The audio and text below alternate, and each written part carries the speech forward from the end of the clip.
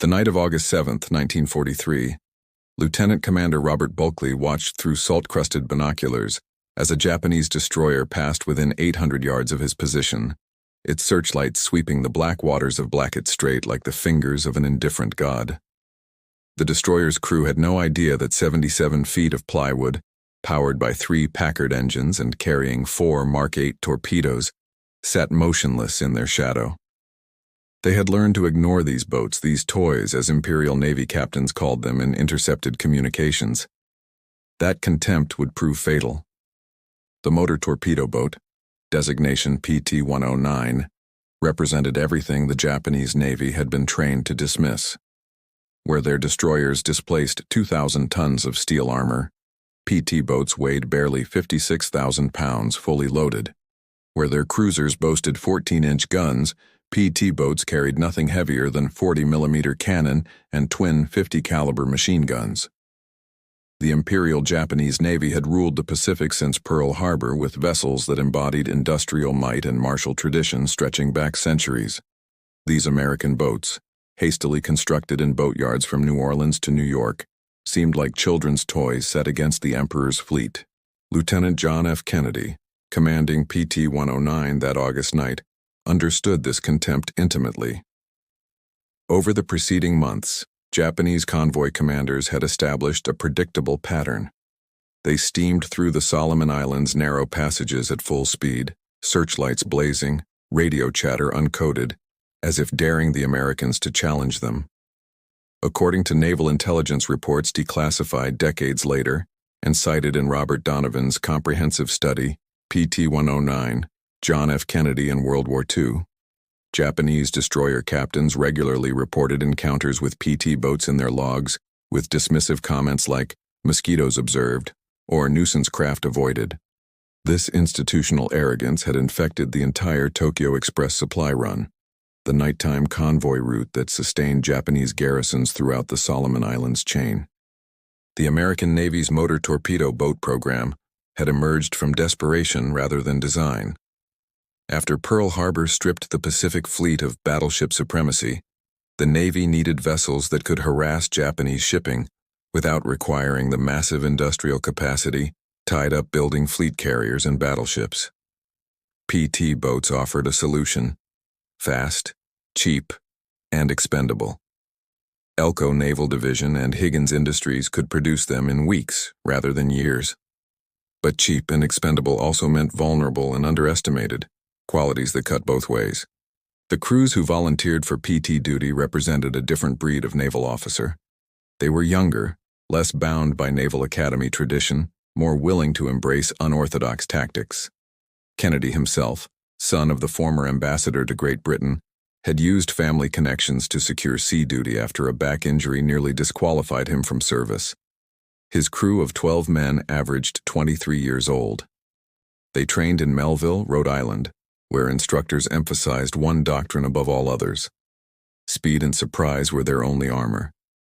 By mid-1943, the strategic situation in the Solomon Islands had reached a critical juncture. American forces had secured Guadalcanal after 6 months of brutal fighting, but Japanese garrisons on New Georgia, Kolombangara, and Bougainville remained supplied through the Tokyo Express runs. Every night, fast destroyer transports, nicknamed rat runs by American forces, raced down the slot, the narrow channel between island chains, delivering troops, ammunition, and food to isolated outposts. Stopping these convoys became paramount to Allied strategy in the South Pacific. Traditional naval doctrine suggested using submarines or surface action groups, cruisers and destroyers operating in formation, to interdict these supply lines.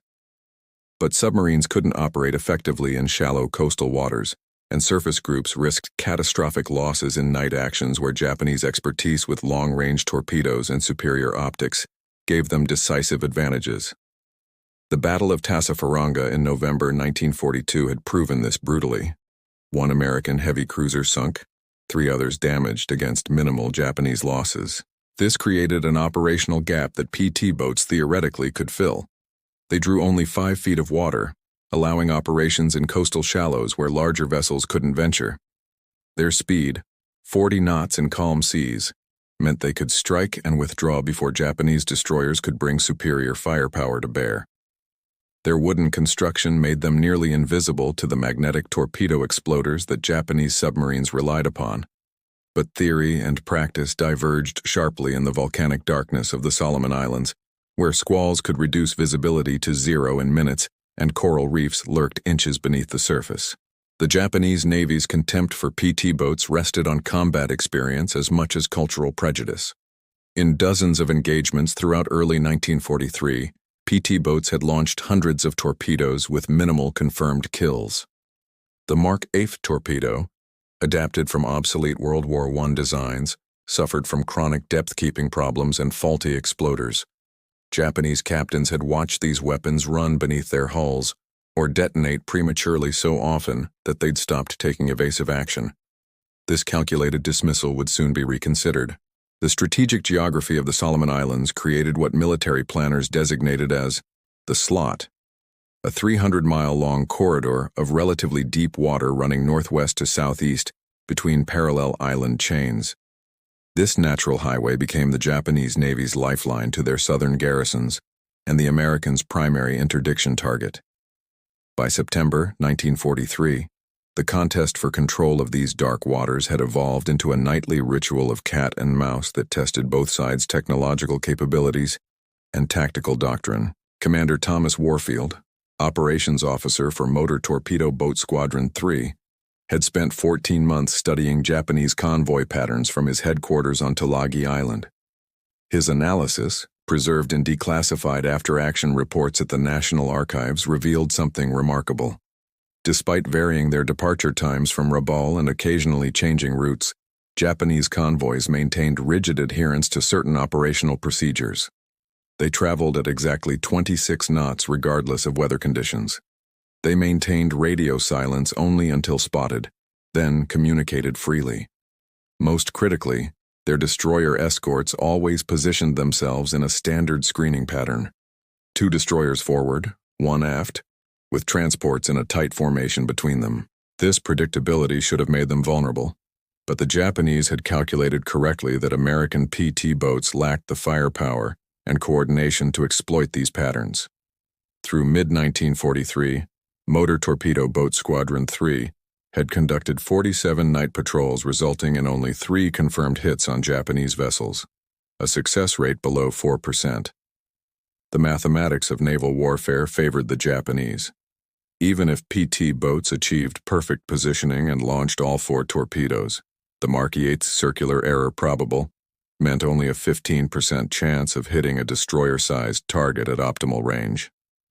Lieutenant Commander John Harley changed these calculations through an innovation so simple that peacetime naval officers had dismissed it as reckless, Wolfpack tactics.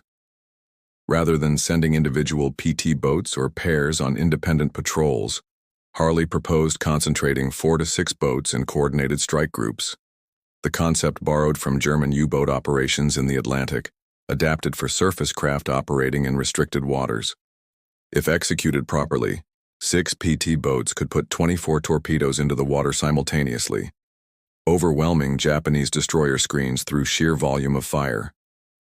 The Navy brass at Kamsapak, Commander South Pacific Area, headquarters in Noumea, received Harley's proposal with institutional skepticism. Rear Admiral Richmond Kelly Turner, Amphibious Force Commander, considered PT boats useful primarily for screening operations and rescue missions, not offensive strikes against fleet units.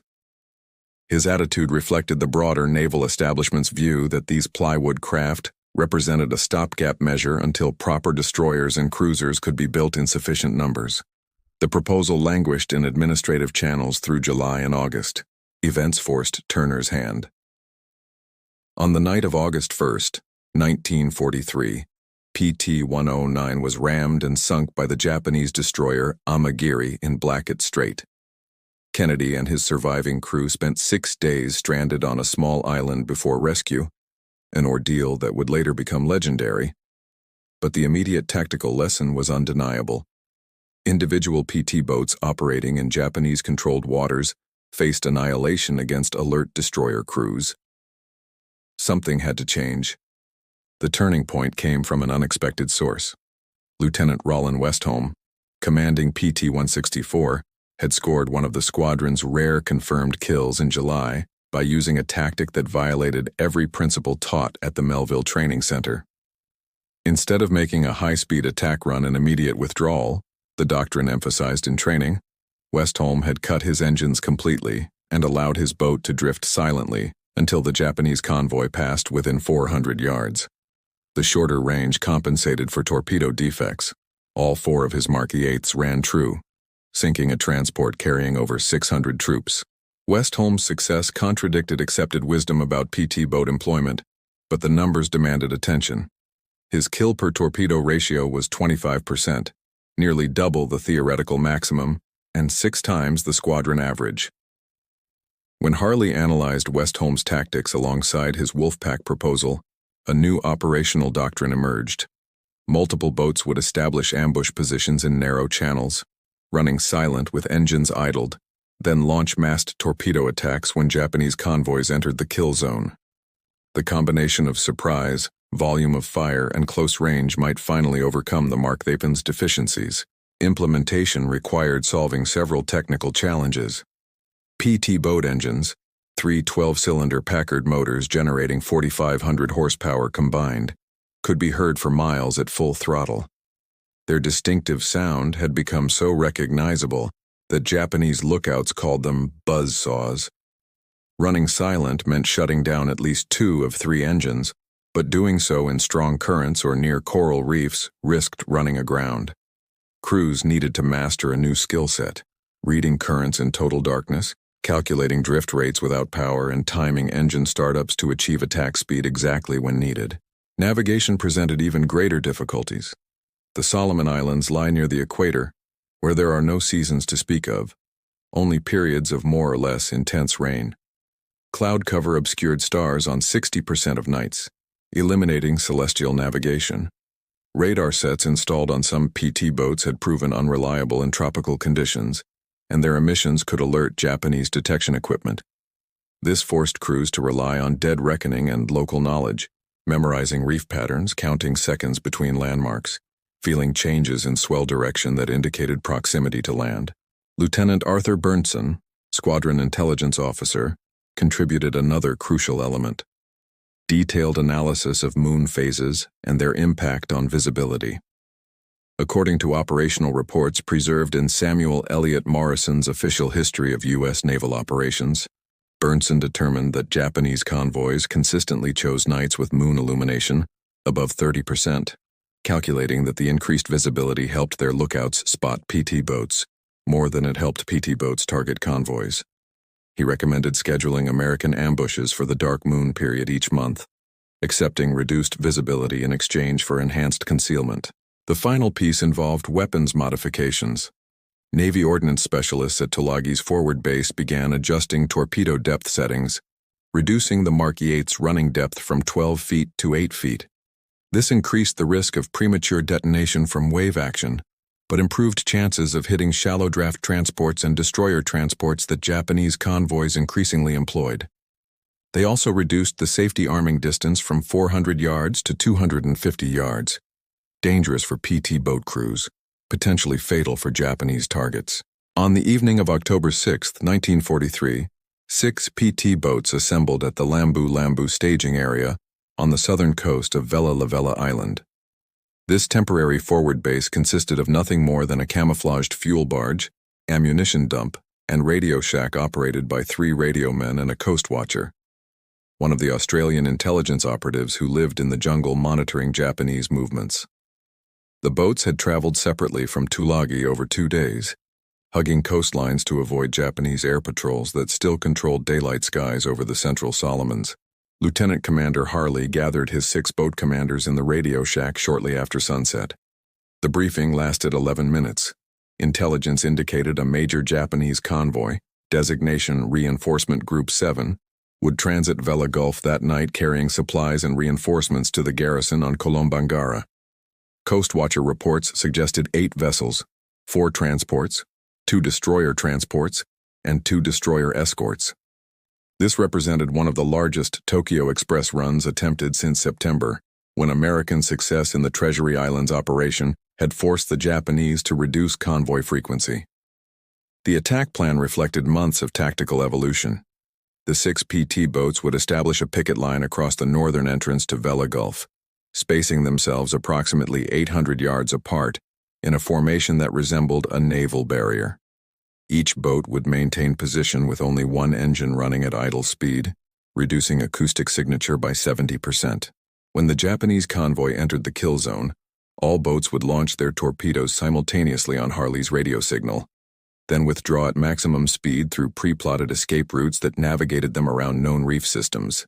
PT-166, commanded by Lieutenant Robert Shearer, would anchor the western end of the picket line closest to the Kolombangara shore, where water depth dropped to dangerous shallows.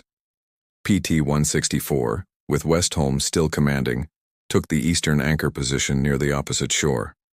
Harley's PT-168 positioned in the center, serving as the coordinator and backup if either flank collapsed. The remaining 3 boats, PT-154, PT-169, and PT-170, filled the gaps, creating overlapping fields of fire that theoretically guaranteed at least 8 torpedoes would pass through any point where the Japanese formation steamed. The plan's elegance masked its fragility. Success depended on the Japanese maintaining their standard formation and speed. If they altered course by more than 15 degrees, the entire ambush line would become misaligned. If they detected the PT boats before entering the kill zone, their destroyers would circle behind the American positions and destroy them systematically with superior gun batteries.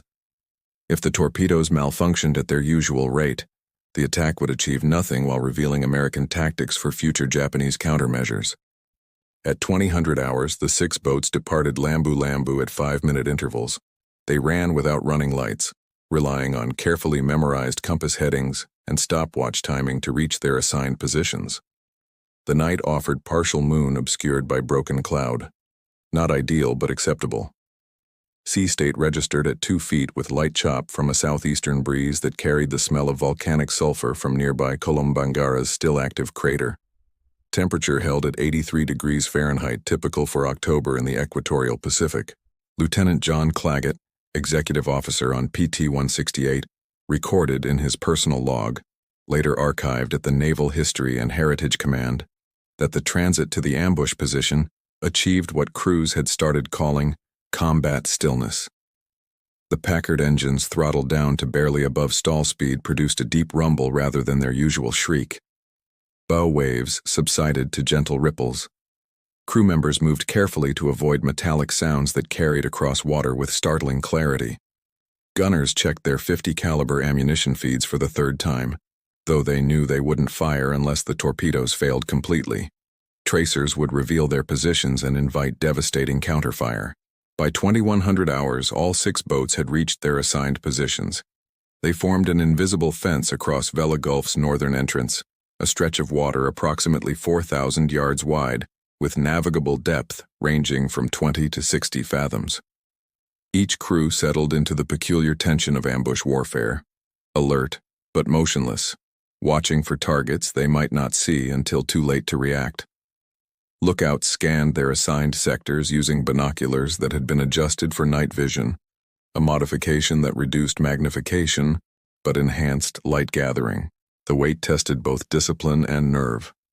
Standard Japanese transit time from Rabaul to Kolombangara required approximately 6 hours at convoy speed, but weather, mechanical issues, or tactical decisions could delay arrival by hours.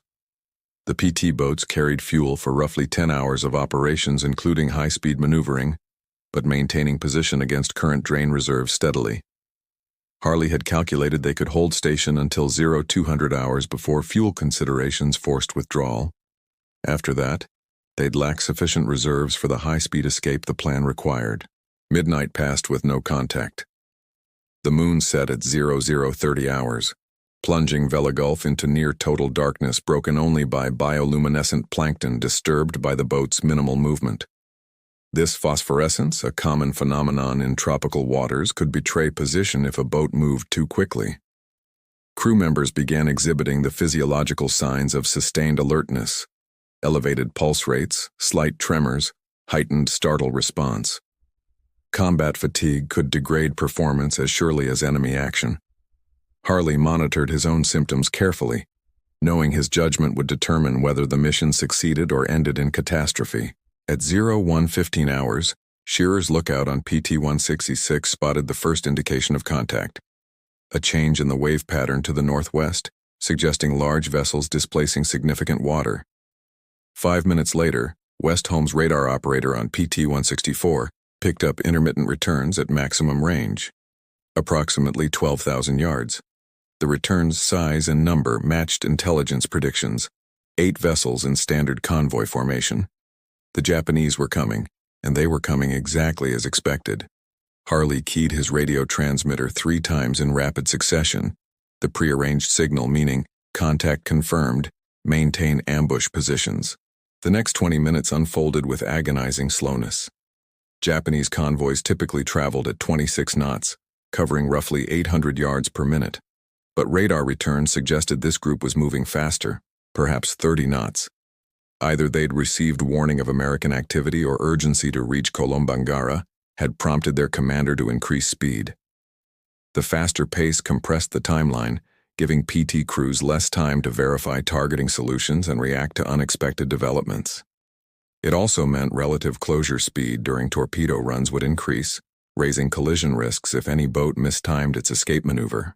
At 01:38 hours on the morning of October 7, 1943, the lead Japanese destroyer's silhouette materialized against the northern horizon, like a blade emerging from shadow. Quartermaster Second Class Raymond Jenkins aboard PT-168 spotted it first, calling contact bearing 355 degrees at approximately 4,000 yards. Through his binoculars, he could distinguish the distinctive pagoda-style superstructure that characterized Fubuki-class destroyers. Behind the lead destroyer, at staggered intervals, the shapes of additional vessels began resolving from the darkness. Harley faced an immediate decision that would determine the attack's outcome. Standard doctrine dictated waiting until targets entered optimal torpedo range, between 800 and 1,200 yards, before launching. But the Japanese formation's higher-than-expected speed meant they would transit through the kill zone in approximately 90 seconds, rather than the 2 minutes his calculations had assumed. Waiting for optimal range risked letting the convoy pass through before all boats could fire. Launching early increased miss probability, but ensured all 6 boats could engage. He chose the aggressive option. At 01:40 hours, when the lead destroyer reached 2,500 yards from the picket line's center, Harley transmitted the attack order. 3 short radio clicks, followed by 2 long ones. Across 4,000 yards of darkness, 18 PT boat crew members simultaneously initiated launch sequences for 24 Mark 8 torpedoes. The decision compressed years of naval tactical evolution into a single moment of coordinated violence. PT-166 Shearer fired first, launching all 4 torpedoes at 15-second intervals toward the convoy's western flank. His targeting solution aimed not at the lead destroyer, too heavily armored and alert, but at the transport vessels following in its wake. The Mark 8 torpedoes, each carrying 666 pounds of TNT explosive, slipped into the water with distinctive splashes that Japanese lookouts should have detected. But the convoy's high speed and the destroyer's focus on forward sectors created a blind spot astern of the escorts where Shearer's weapons tracked. The success of Westholme's PT-164 attack would later be studied at the Naval War College as a case study in aggressive small boat tactics. Rather than maintaining his anchor position on the eastern flank, Westholme had crept 200 yards closer to the convoy's projected course, violating his orders but improving his targeting geometry. When Harley's launch signal came, Westholme's boat sat at just under 900 yards from the nearest transport, nearly point-blank range for torpedo warfare. He ripple-fired all 4 weapons in 20 seconds, then immediately brought his 3 engines to full power. The tactical gamble of coordinated fire became apparent within 90 seconds of launch. 24 torpedoes running at 46 knots created a moving barrier of explosive potential across the Japanese convoy's path. Even accounting for the Mark 8's dismal reliability record, simple probability suggested multiple hits. The Japanese commander aboard the lead destroyer, Captain Tamichi Hara, whose memoir Japanese Destroyer Captain would later provide invaluable enemy perspective on this engagement, reported that his lookout spotted the first torpedo wakes at approximately 60 seconds before impact. Hara's response demonstrated the combat experience that made Japanese destroyer captains formidable opponents. He immediately ordered full right rudder and increased speed to flank emergency, attempting to comb the torpedo tracks by presenting his vessel's narrowest profile. His emergency maneuver broke the convoy's formation as following vessels scattered to avoid collision with the lead destroyer's sudden turn. This disorganization, while saving Hara's ship, ensured that multiple transports presented their vulnerable broadsides to the oncoming weapons. The first explosion occurred at 01:42 hours and 15 seconds. According to multiple witness accounts compiled by the Naval Historical Center, a massive underwater detonation lifted the stern of the transport Shinsi Maru No. 3 clear of the water, breaking the vessel's keel and causing catastrophic flooding.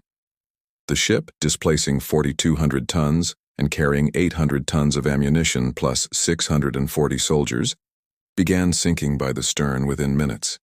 Survivors would later report that secondary explosions from the ammunition cargo accelerated the vessel's destruction. 3 more explosions followed in rapid succession, each separated by roughly 10 seconds, a timing pattern that suggested multiple torpedoes from the same PT boat finding their marks against a single target. The transport Yamayuri Maru, a converted passenger liner pressed into military service, took at least 2 hits amidships. Eyewitnesses on other Japanese vessels reported seeing the ship's superstructure lift and twist as internal bulkheads failed. The Yamayuri Maru carried primarily food supplies and replacement troops rather than ammunition, which paradoxically ensured more men survived the initial hits, but faced drowning as the ship settled rapidly by the bow. Harley's PT-168, positioned in the picket line's center, achieved what post-battle analysis suggested was the attack's most effective fire solution. His 4 torpedoes, launched at a slightly different bearing than the flanking boats, intersected the Japanese formation after it had begun its emergency maneuvers. This meant his weapons struck vessels already attempting evasive action and therefore presenting unpredictable aspects. One of PT-168's torpedoes hit the destroyer transport Satsuki, a warship modified to carry troops by removing half its torpedo tubes and adding troop berthing spaces. The Satsuki strike illustrated both the Mark-Yevon's limitations and its potential when properly employed. The torpedo struck forward of the destroyer transport's bridge, but its magnetic exploder, designed to detonate beneath a target's keel, functioned erratically. Instead of breaking the ship's back, the explosion created a massive hole in the forward hull that flooded 3 compartments but left the vessel mobile. The Satsuki's commander maintained enough control to beach his damaged ship on Kolombangara's shore, saving his vessel, but removing it from combat effectiveness for the remainder of the war. What Japanese records would later describe as the attack's most devastating moment came when PT-154, commanded by Lieutenant Henry Brantingham, achieved a nearly impossible targeting solution. His 4 torpedoes, fired at the transport Kenryu Maru, caught the vessel in a nightmare scenario. 2 hits amidships on opposite sides occurring within seconds of each other. The simultaneous double impact created compression shock waves that essentially crushed the transport's central structure. The Kenryu Maru broke in half and sank in less than 3 minutes, giving its cargo of engineering equipment and nearly 400 personnel almost no time to abandon ship. The entire torpedo barrage lasted approximately 4 minutes from first launch to last explosion. In that brief span, the coordinated PT boat attack achieved what 6 months of individual patrols had failed to accomplish: the simultaneous destruction of multiple major vessels in a single engagement. But the attack's success triggered immediate and violent Japanese response. The surviving destroyer escorts, shocked from their dismissive complacency, turned their full attention to hunting the Audacious plywood boats that had savaged their convoy. Captain Hara's lead destroyer, having avoided the initial torpedo barrage through aggressive maneuvering, came about and began searching for PT boat wakes. His 3-inch guns, superior to anything the American boats mounted, could destroy a PT in 2 or 3 hits. His searchlights, which he'd kept dark during the initial transit, now blazed across the water seeking targets. The Japanese destroyer's speed advantage, capable of 38 knots versus the PT boat's maximum 40, meant it could overtake any American boat that hadn't achieved substantial lead distance during the initial escape phase. Westholme's PT-164, having closed to dangerously short range before firing, found itself in immediate peril. His aggressive positioning meant he'd fired from less than 900 yards, well inside the range where Japanese destroyers could bring effective fire. As his engines roared to full power, generating their distinctive high-pitched shriek, Hara's searchlight swept across his stern. The first salvo from the Japanese destroyer's forward guns landed 50 yards short, but walked toward PT-164's position with the steady correction of experienced gun crews. The escape phase tested PT boat design limitations and crew courage equally. At 40 knots, the boat's plywood hulls pounded across wave tops with impacts that could crack ribs and knock teeth loose. Steering at high speed in darkness near coral reefs required navigation by instinct and memory, rather than charts or instruments. One miscalculation would impale a 77-foot boat on coral formations that rose from deep water without warning. Yet slowing meant certain destruction from the pursuing Japanese destroyers. Lieutenant Westholme's PT-164 carved a desperate path through Vela Gulf's treacherous waters as Japanese searchlights probed the darkness behind him. His helmsman, motor machinist mate First Class William Patterson, held the wheel in a death grip while Westholme called course corrections from memory. 5 degrees port to clear a reef system charted during previous patrols. Then 15 degrees starboard to thread between two coral heads that rose to within 8 feet of the surface. At 41 knots, they covered a nautical mile every 87 seconds, but the pursuing destroyer gained steadily. The Japanese gun crews found their range at 0147 hours. A 3-inch shell screamed over PT-164's port side, close enough that the pressure wave from its passage rattled equipment and sent spray across the deck. Westholme's gunners returned fire with their twin 50-caliber machine guns, a gesture more defiant than tactically sound, since the armor-piercing rounds merely sparked off the destroyer's steel plating. But the tracers served another purpose. They revealed PT-164's position to the other American boats, allowing them to vector their escapes away from the pursuit zone. Harley aboard PT-168 made a split-second tactical decision that exemplified the aggressive mindset that differentiated successful PT commanders from merely competent ones. Rather than fleeing south toward the relative safety of American-controlled waters, he turned north, directly toward the burning Japanese transports. His logic sound, despite appearing suicidal, recognized that Japanese destroyers would concentrate their search patterns along the southern escape routes. By heading into the heart of the damaged convoy, PT-168 might slip through the chaos while enemy attention focused elsewhere. The gambit succeeded partly through luck, partly through Japanese confusion. The waters around the sinking transports had become a nightmare of burning oil, debris, and hundreds of men struggling in the water. Destroyer escorts faced an impossible dilemma: pursue the American attackers or rescue survivors from the transports.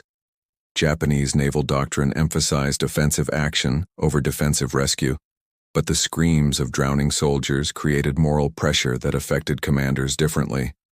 One destroyer continued pursuit southward while the other turned to rescue operations, splitting their force and reducing the threat to escaping PT boats.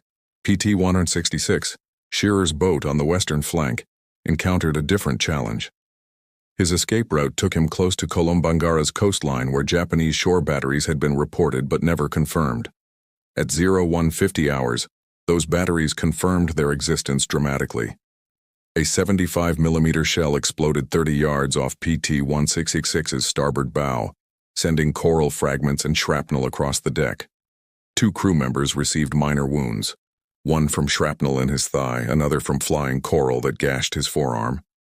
But the boat remained operational. Shearer's response illustrated the improvisational tactics PT crews developed through necessity. He steered directly toward the shore battery's flash signature, closing to within 600 yards, close enough to bring his 40mm deck gun into effective range. His gunner, Fire Controlman Second Class Anthony Marinelli, pumped 12 rounds toward the battery's position while the boat raced past at 40 knots. The shore battery didn't fire again, either destroyed or sufficiently discouraged to hold fire against a fast-moving target that would be out of range in seconds. The coordination between the 6 PT boats during their escape phase revealed the sophisticated radio discipline they developed through months of operations. Harley maintained tactical command through a series of coded clicks and brief voice transmissions lasting less than 2 seconds, too short for Japanese direction-finding equipment to locate with precision, but sufficient to coordinate movement. At 01:53 hours, all 6 boats reported clear of immediate pursuit, though Japanese destroyers continued searching the Gulf for another 40 minutes.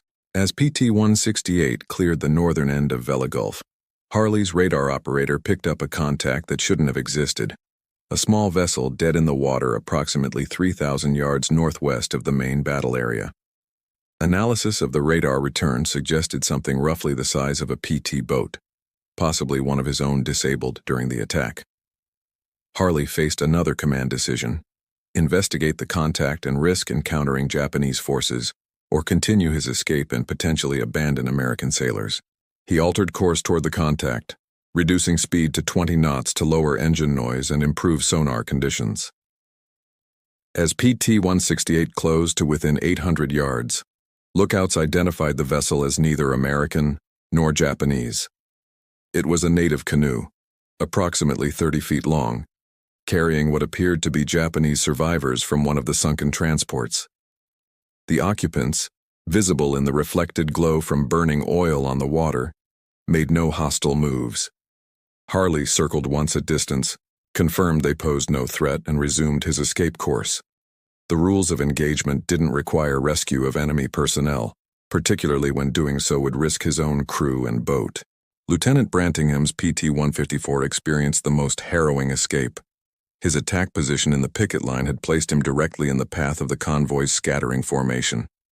When he launched torpedoes and attempted to turn south, a Japanese transport, damaged but still under power, inadvertently blocked his escape route. Brantingham had 3 options: reduce speed and circle around the transport's stern, attempt to pass ahead of the vessel at full speed, or hold position and hope the transport passed by quickly enough to clear his escape path. He chose aggression. PT-154 surged forward at maximum throttle, aiming to cross the transport's bow with roughly 200 yards of clearance. The maneuver required precise calculation of both vessels' speeds and courses, mathematics. Brantingham performed mentally in seconds while under fire from the transport's defensive machine guns. His calculation proved correct by a margin of approximately 40 yards. PT-154 crossed the transport's bow close enough that crew members could see Japanese sailors on the forecastle, some attempting to bring additional weapons to bear, others simply staring at the audacious American boat racing past. The incident illustrated a phenomenon that would appear repeatedly in after-action reports. Japanese sailors and officers, trained to engage fleet units with heavy weapons, often hesitated when confronting small boats at close range. The psychological gap between firing torpedoes at a destroyer from 8,000 yards and shooting machine guns at a plywood boat 50 yards away created reaction delays that PT crews exploited repeatedly. This wasn't cowardice. Japanese naval personnel had proven their courage countless times, but rather a disruption of trained response patterns when confronted with an unconventional threat. By 02:15 hours, all 6 PT boats had cleared Vela Gulf and rendezvoused at a predetermined coordinate 30 miles south of the battle area. Damage assessment revealed remarkably light losses. 2 men wounded on PT-166, minor shrapnel damage to PT-154's starboard engine cowling, and several bullet holes in various boats' superstructures from Japanese machine gun fire.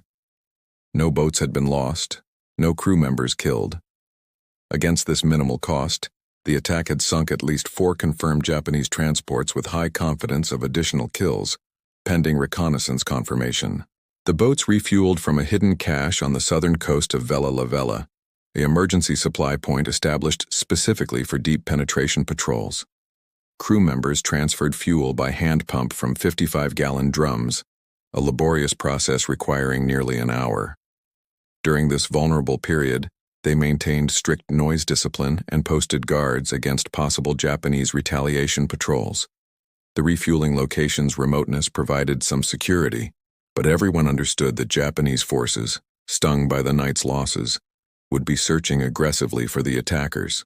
Lieutenant Claggett, still serving as Harley's executive officer, used the refueling pause to compile preliminary battle reports from each boat commander. The process revealed discrepancies typical of night combat. Some commanders reported torpedo hits that others hadn't observed, estimated ranges varied by hundreds of yards, and timing of key events differed by several minutes between accounts.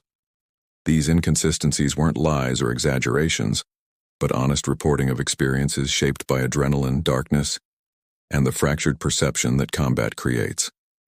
Reconciling these accounts into accurate after-action reports would require days of analysis.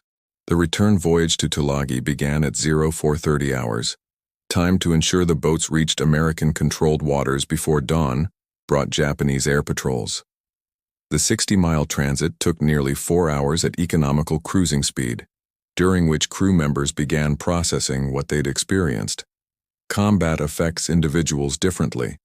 Some became talkative, reliving every moment in detailed narrative, while others went silent, staring at the water with expressions that suggested they were still seeing burning ships and drowning men. The 6 PT boats arrived at Tulagi's motor torpedo boat base at 0820 hours on October 7, 1943, to find the base already aware of their success. Coastwatcher intelligence networks had intercepted frantic Japanese radio traffic reporting the convoy's destruction. One particularly valuable intercept, decoded by cryptanalysts at the Fleet Radio Unit Pacific, contained a message from the Kolombangara garrison commander to his headquarters in Rabaul. Reinforcement Group 7 attacked by enemy surface units. 4 transports confirmed sunk, 2 damaged. Escort commander requests immediate air support to hunt American destroyers. The last phrase revealed something significant. Japanese forces had attributed the attack to American destroyers rather than PT boats. This misidentification reflected not stupidity, but the ingrained assumption that only fleet units could inflict such devastating losses. The Imperial Navy's institutional dismissal of PT boats had blinded them to the actual threat, creating an intelligence gap that American forces could exploit for future operations. Commander Warfield immediately recognized the strategic value of this misconception and recommended maintaining operational security to preserve the Japanese belief that destroyers, not PT boats, had conducted the raid. Rear Admiral Theodore Wilkinson, who had replaced Admiral Turner as commander of the 3rd Amphibious Force in July, arrived at Tulagi by seaplane on the afternoon of October 7th to personally debrief the boat commanders. Wilkinson represented a different generation of naval leadership, more willing to embrace unconventional tactics and less bound by the battleship-centric doctrine that dominated pre-war Naval Academy training. His presence signaled that senior leadership now viewed PT boat operations as potentially decisive, rather than merely supplementary to fleet actions. The formal debriefing lasted 7 hours, and involved not just the boat commanders but also key crew members, whose technical observations might illuminate what had worked and what required improvement. Wilkinson's questioning focused particularly on torpedo performance, recognizing that the Mark 8's reliability remained the critical variable determining PT boat effectiveness. Lieutenant Westholm's report proved especially valuable. Of his 4 torpedoes launched at near-optimal range against stationary targets, all 4 had run true to their aiming points, though only 2 had detonated successfully. The 50% detonation rate, while still disappointing, represented substantial improvement over previous missions where failure rates often exceeded 75%. The intelligence section's analysis, compiled over subsequent days and preserved in declassified documents at the Naval History and Heritage Command, concluded that the October 7th attack had sunk 4 Japanese transports with a combined displacement of approximately 14,000 tons, damaged 2 additional vessels severely enough to remove them from service for months, and killed or drowned an estimated 1,200 Japanese personnel. The material loss hurt Japan's logistics network in the Central Solomons. The personnel loss hurt even more. Trained soldiers took months to produce and transport to forward areas, and Japan's shrinking merchant fleet made replacement increasingly difficult. More significant than the immediate tactical success was the operational precedent the attack established. PT boat doctrine had evolved from individual harassment raids to coordinated strike operations capable of achieving fleet-level results with minimal resource investment.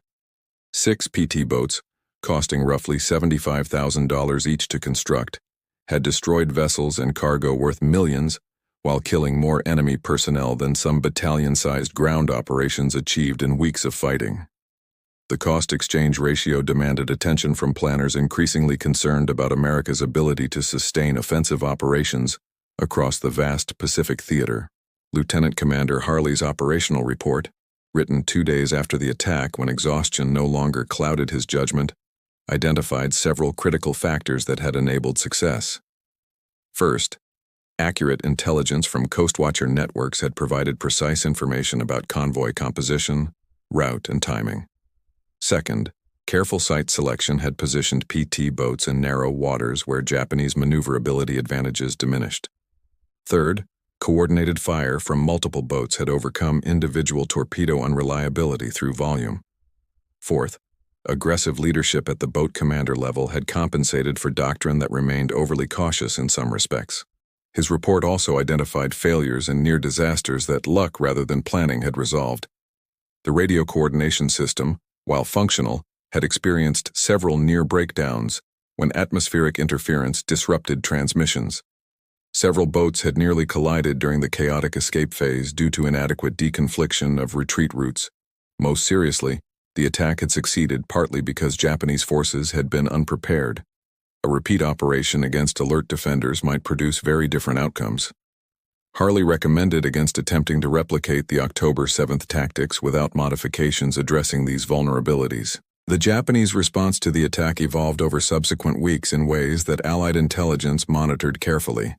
Initially, as the destroyer misattribution suggested, Japanese commanders increased destroyer escorts for subsequent Tokyo Express runs and instituted more aggressive patrolling of approach routes. These measures addressed the threat they believed they faced, but did little to counter actual PT boat capabilities. By late October, however, Japanese forces had begun deploying dedicated anti-PT boat patrols. Small, fast subchasers, equipped with searchlights and automatic weapons, specifically tasked with hunting the plywood boats. Captain Hara, whose destroyer had survived the October 7th attack, submitted a detailed after-action report that Japanese naval archives preserved and that American researchers accessed after the war. His analysis proved remarkably accurate despite his initial misidentification of the attackers. Hara concluded that the attack had succeeded primarily through surprise and coordination, that the attacking force had demonstrated sophisticated knowledge of Japanese operational patterns, and that future convoys required either stronger escorts or route modifications to avoid predictable transit lanes. His recommendations influenced Japanese tactical doctrine for the remainder of the Solomons campaign. The broader strategic context made the October 7th attack's significance extend beyond its immediate tactical results. By autumn 1943, the Pacific War had reached a critical juncture where American industrial production was beginning to overwhelm Japanese capacity to replace losses.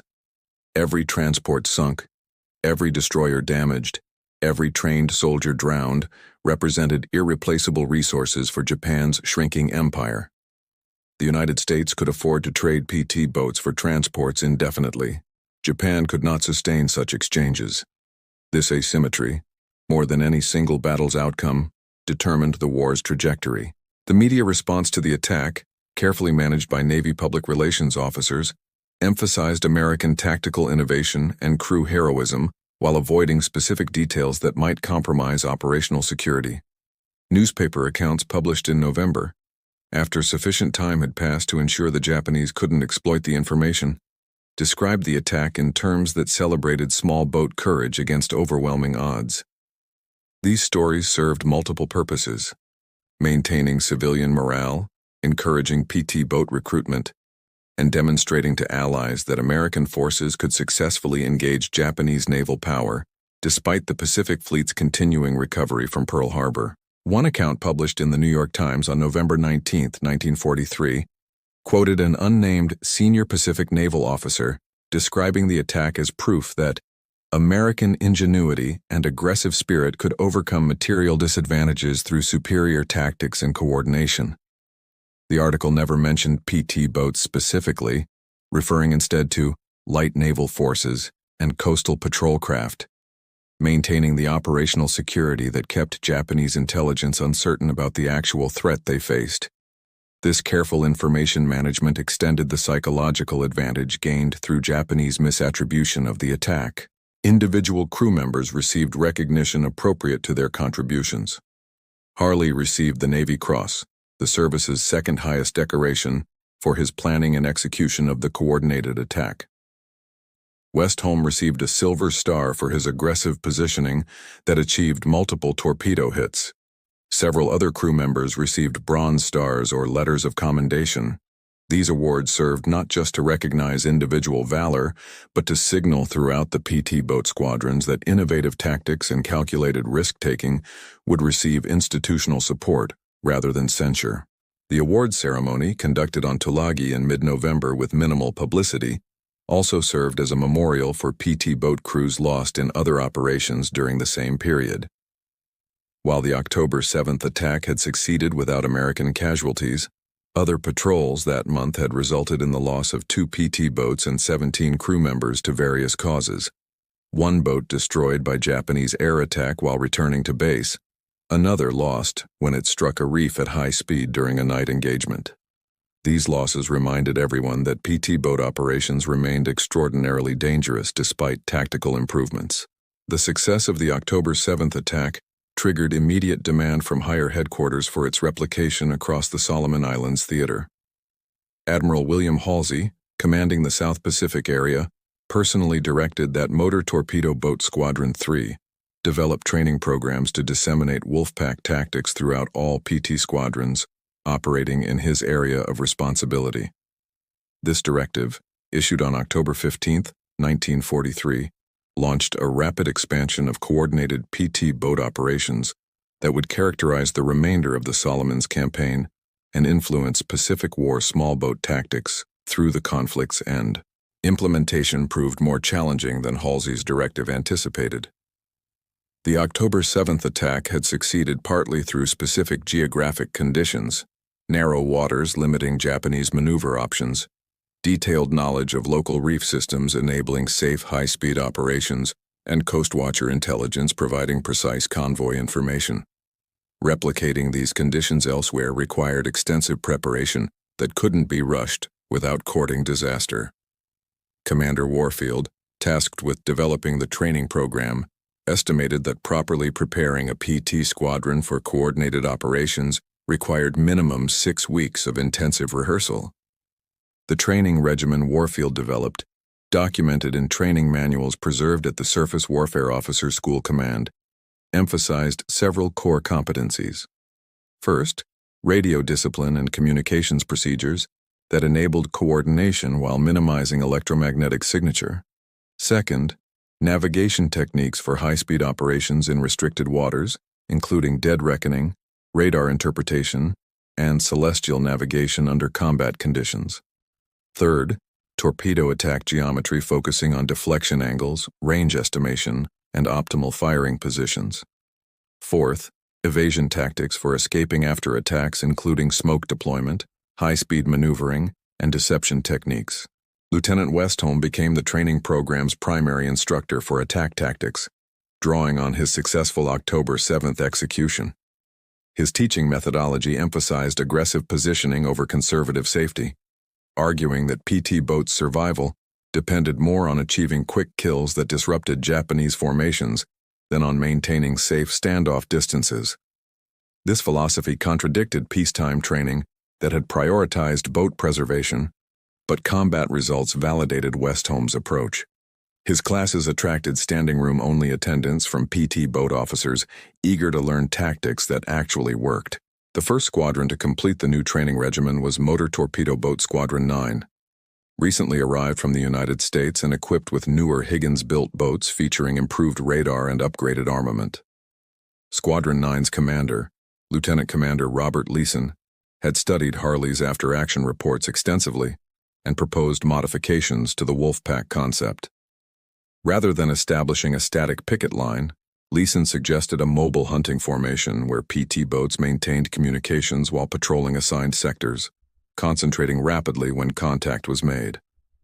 This pack attack variant offered greater flexibility, but required more sophisticated coordination. Squadron Nine's first combat application of these tactics came on the night of November 2, 1943, when 4 of its boats intercepted a Japanese convoy northeast of Bougainville. The attack, while not achieving the dramatic success of October 7th, demonstrated that the tactics could be executed by crews with less experience operating in different geographic conditions. Squadron 9 sank 2 transports and damaged a third while losing no boats, though 1 PT sustained significant damage from Japanese return fire and required extensive repair. The engagement validated that October 7th represented repeatable doctrine rather than unrepeatable luck. The Japanese response evolved as they recognized the pattern of coordinated small boat attacks. By mid-November, Tokyo Express convoys began incorporating specialized anti-PT boat defenses, searchlight-equipped sub-chasers, float planes dropping flares to illuminate ambush zones, and destroyer tactics modified to specifically counter small boat swarm attacks. These countermeasures reduced but didn't eliminate PT boat effectiveness. The naval campaign in the Solomons had become a continuous cycle of tactical innovation and counter-innovation, with each side adapting to neutralize the other's latest advantage. Intelligence analysis revealed that Japanese naval logistics had been disrupted significantly by the sustained PT boat campaign. Documents captured during the Treasury Islands operation in late October contained orders from Rabaul headquarters complaining about supply delivery failures and demanding explanations for why convoys repeatedly suffered losses to small craft raids. The document's tone suggested that senior Japanese commanders had begun recognizing PT boats as a serious threat rather than a nuisance, though their tactical adjustments still lagged behind the threat's actual capabilities. One captured document proved particularly valuable. A tactical directive from Vice Admiral Tomoshige Samejima, commanding Japanese naval forces in the Central Solomons, ordering convoy commanders to treat all contacts with extreme caution, regardless of apparent vessel size. The directive's language indicated that Samejima had realized American forces were using unconventional craft for fleet-level strikes. His order for increased caution implicitly acknowledged that the Japanese Navy's previous dismissal of PT boats had been a costly error. American intelligence officers studying the document recognized that psychological victory often preceded material victory. The Japanese Navy now feared waters they had previously dominated. The escalating PT boat campaign created unintended consequences for other Allied operations.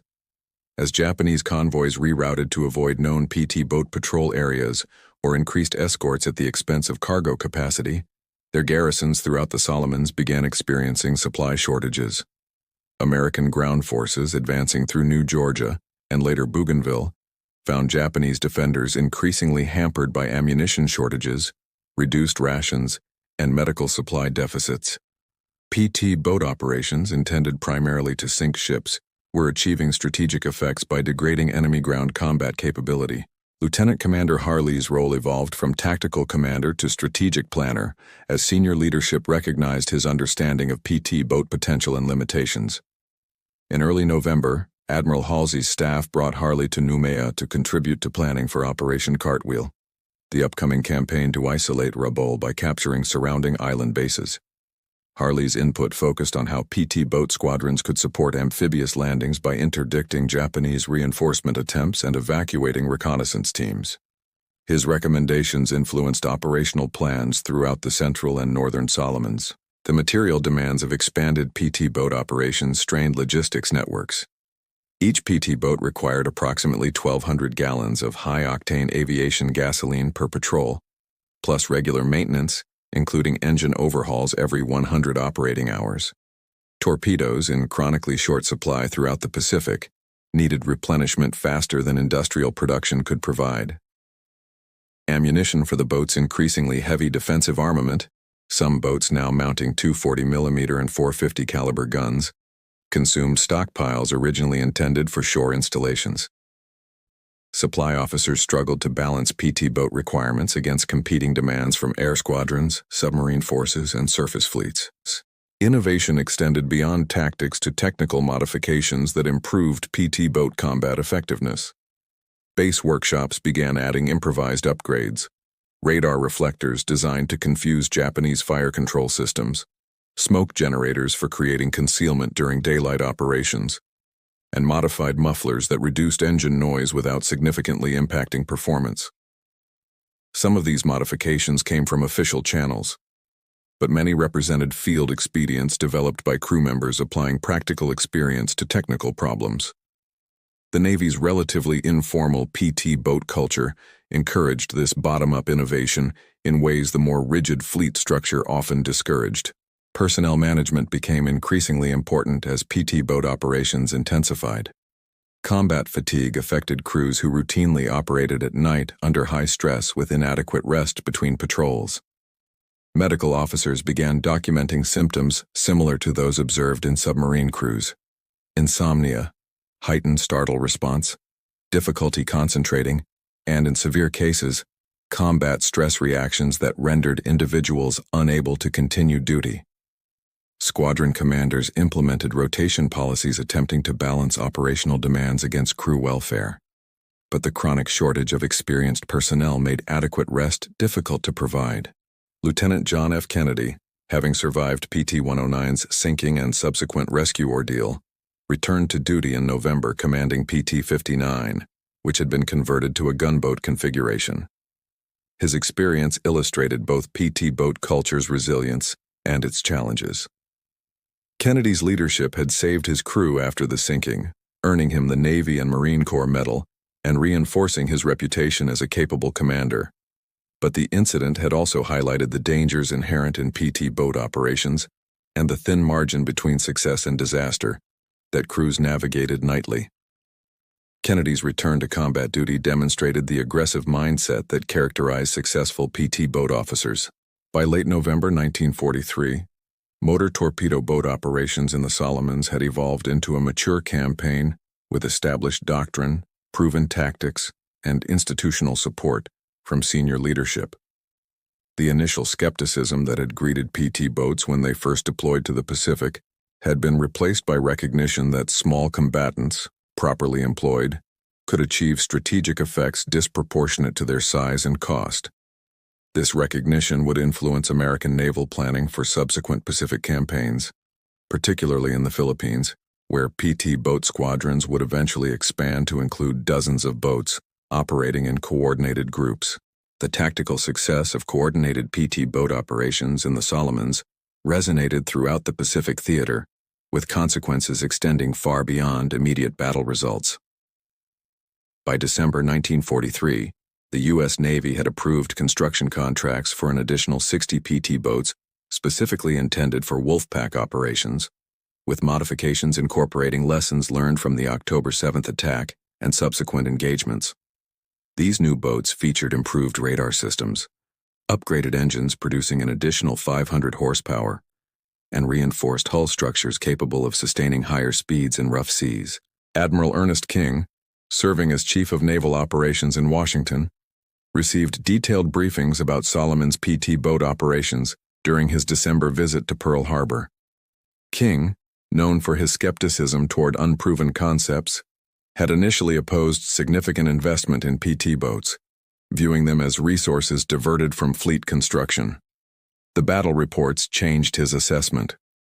According to declassified minutes from conferences held at Pacific Fleet headquarters, King directed the Bureau of Ships to prioritize PT boat construction and authorized requisitioning additional Packard engines from Army Air Force's production runs, despite protests from Army commanders who wanted those engines for bombers. The bureaucratic victory represented by King's support enabled expansion that had been administratively impossible months earlier. By early 1944, PT boat squadrons would be operating in every major Pacific theater: the Solomons, New Guinea, the Philippines, and eventually the Japanese home islands.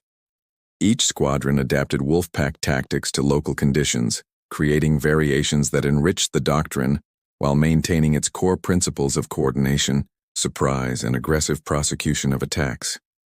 The decentralized innovation this encouraged became a hallmark of PT boat culture. Japanese naval responses to the PT boat threat revealed both the Imperial Navy's adaptability and its resource constraints.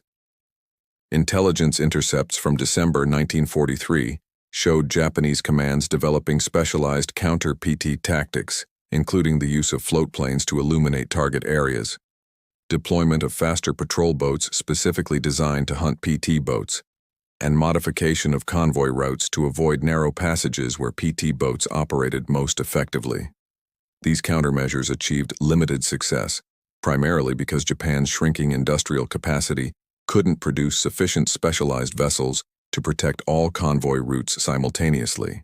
The strategic calculus underlying Pacific War logistics meant that every Japanese vessel diverted to anti-PT boat duties represented one fewer vessel available for offensive operations or strategic transport. By forcing Japan to allocate destroyers, sub-chasers, and patrol craft to defensive convoy escort, PT boat operations consumed Japanese resources disproportionate to the actual number of vessels sunk. This indirect attrition, forcing the enemy to expend resources countering a threat rather than pursuing offensive objectives, exemplified economy of force principles that military theorists had articulated but rarely achieved in practice. Lieutenant Commander Bulkley, who had initially commanded PT boats during the Philippines campaign and had evacuated General Douglas MacArthur from Corregidor in March 1942, returned to the Pacific in December 1943 as an advisor on PT boat operations. Bulkley's combat experience from the war's early desperate days, combined with his subsequent service in the European theater, provided valuable perspective on how PT boat doctrine had evolved.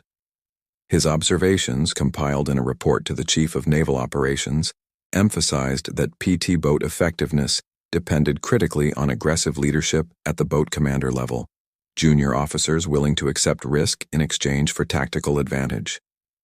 This emphasis on junior officer initiative represented a broader cultural shift within the wartime Navy.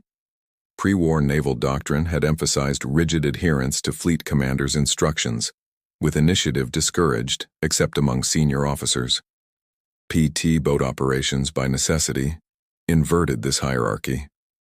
Boat commanders operating in darkness far from higher headquarters had to make instant decisions affecting life, death, and mission success. The Navy's willingness to delegate tactical authority to lieutenants and lieutenant commanders in their 20s reflected both practical necessity and recognition that the war's scale required distributing decision-making authority more widely than peacetime practice allowed. The human cost of sustained PT boat operations became increasingly apparent as the campaign progressed.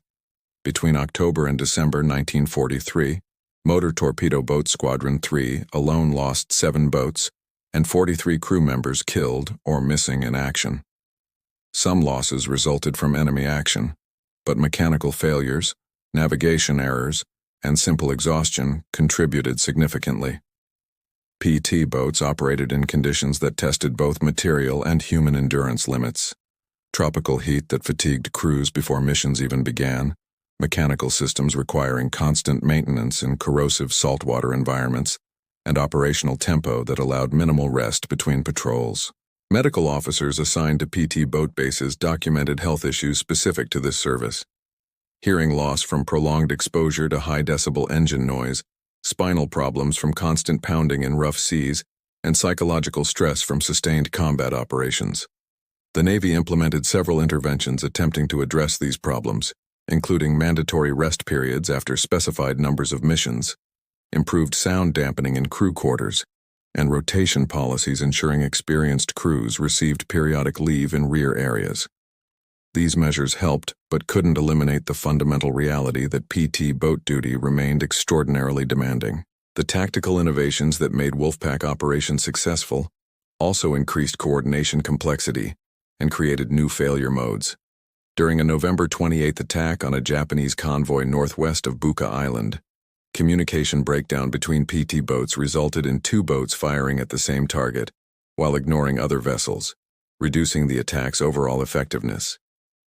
Post-mission analysis identified the problem. Boats lacked standardized procedures for dividing targets once contact was made. Squadron commanders developed target allocation protocols addressing this gap, but the incident illustrated how successful tactics created second-order challenges requiring continuous refinement. Intelligence collection became increasingly sophisticated as the campaign progressed. Coast Watcher networks expanded to include native scouts who observed Japanese installations and movements, reporting via radio to Allied headquarters. Some scouts paddled canoes dozens of miles to observe convoy departures from Japanese-held harbors, then transmitted detailed information about vessel numbers, types, and departure times. This intelligence, combined with aerial reconnaissance and signals intelligence from code-breaking operations, gave PT boat commanders unprecedented awareness of enemy intentions. The intelligence infrastructure supporting PT operations by late 1943 represented a mature system integrating multiple collection methods. Commander Warfield's operational analysis, completed in December and forwarded to Admiral Halsey's headquarters, quantified PT boat effectiveness during the October through December period. His report documented 43 PT boat attacks against Japanese convoys, resulting in 19 confirmed vessel sinkings, 12 probable sinkings, claimed but not photographically confirmed, and 28 damaged vessels forced to undergo repair. Against these results, American forces had lost 9 PT boats with 72 personnel killed or missing. The exchange ratio, 19 confirmed enemy vessels sunk for 9 PT boats lost, represented a favorable outcome, but Warfield emphasized that success depended on maintaining technological and tactical advantages that Japanese forces were working diligently to counter. The report also addressed a more subtle metric: deterrent effect. Japanese convoys increasingly avoided waters where PT boats operated, accepting longer routes that consumed more fuel and time. Some high-value convoys received destroyer escorts disproportionate to their cargo's worth, diverting those warships from offensive operations. Warfield estimated that PT boat operations had reduced Japanese supply efficiency to the Bougainville garrison by approximately 40%, not through vessels sunk, but through operational changes forced by the PT boat threat. This deterrent effect, difficult to measure but strategically significant, justified PT boat operations even on nights when no enemy contact occurred. Public perception of PT boat operations evolved as censorship restrictions gradually relaxed and media outlets published accounts of successful actions. Magazine articles in Collier's and the Saturday Evening Post romanticized PT boat crews as devil boats and mosquito fleet warriors, language that emphasized the asymmetry between small American boats and large Japanese warships. These accounts served propaganda purposes, bolstering American morale and international perception of U.S. military effectiveness. They also created recruitment appeal. Volunteer rates for PT boat duty increased significantly following publication of these articles, though few volunteers fully understood the danger and hardship the duty entailed. The Navy's official historian, Samuel Eliot Morrison, visited Tulagi in December 1943 to gather material for his planned comprehensive history of U.S. naval operations in World War II. His interviews with PT boat commanders and crew members captured perspectives that formal after-action reports often omitted: the fear before missions, the exhilaration during successful attacks, the guilt some felt about killing enemy sailors, and the bonds between crew members that transcended normal military relationships. Morrison's eventual narrative, published years after the war, preserved these human dimensions alongside tactical analysis, creating a more complete historical record than official documents alone could provide. By January 1944, the Solomon Islands campaign had reached its conclusion with American forces securing Bougainville and effectively isolating the massive Japanese base at Rabaul. PT boat operations had contributed significantly to this outcome by strangling Japanese supply lines and forcing their garrisons to subsist on diminishing resources. The tactical doctrine developed through trial and error in the Solomons now became doctrine exported to other theaters where similar conditions existed: narrow waters, restricted channels, and Japanese forces dependent on seaborne logistics. General Douglas MacArthur's Southwest Pacific Command, requested assignment of additional PT boat squadrons to support operations along New Guinea's northern coast. MacArthur, who had been evacuated by PT boat from Corregidor and retained positive views of their capabilities, envisioned using them to interdict Japanese barge traffic, supplying isolated garrisons that regular naval forces couldn't economically engage. This mission differed from Solomon Islands convoy attacks. Japanese barges displaced mere hundreds of tons rather than thousands and carried supplies rather than major cargo, but the fundamental principle remained constant. Small, fast craft, attacking at night, in confined waters, where their speed and agility compensated for light armament. Lieutenant Commander Harley received orders transferring him to MacArthur's staff to help establish PT boat operations in New Guinea. The assignment recognized both his tactical expertise and his ability to interface between the freewheeling PT boat culture and traditional military command structures. Harley arrived at MacArthur's headquarters in Brisbane in February 1944 and immediately confronted challenges distinct from those he'd managed in the Solomons. New Guinea's geography featured longer coastlines with fewer natural choke points, requiring different tactics emphasizing patrol endurance over ambush positioning. The doctrine Harley developed for New Guinea PT operations incorporated lessons learned in the Solomons while adapting to new conditions. Instead of establishing static ambush positions, New Guinea PT boats conducted roving patrols along known Japanese barge routes, using radar to detect contacts and coordinating with Army Air Force's P-40 fighters, providing air cover during twilight operations. This combined arms approach represented doctrinal evolution. PT boats no longer operated in isolation but as components of integrated systems involving air, surface, and intelligence assets working toward common objectives. Technical improvements continued enhancing PT boat capabilities throughout 1944. New radar sets provided more reliable detection at longer ranges, reducing the visual sighting dependence that had limited night operations. Improved radio equipment enabled voice communication with better clarity and resistance to atmospheric interference. Some boats received experimental rocket launchers as alternatives to torpedoes, recognizing that many targets didn't justify expending scarce torpedo inventory. These modifications accumulated incrementally, each addressing specific operational shortcomings identified through combat experience.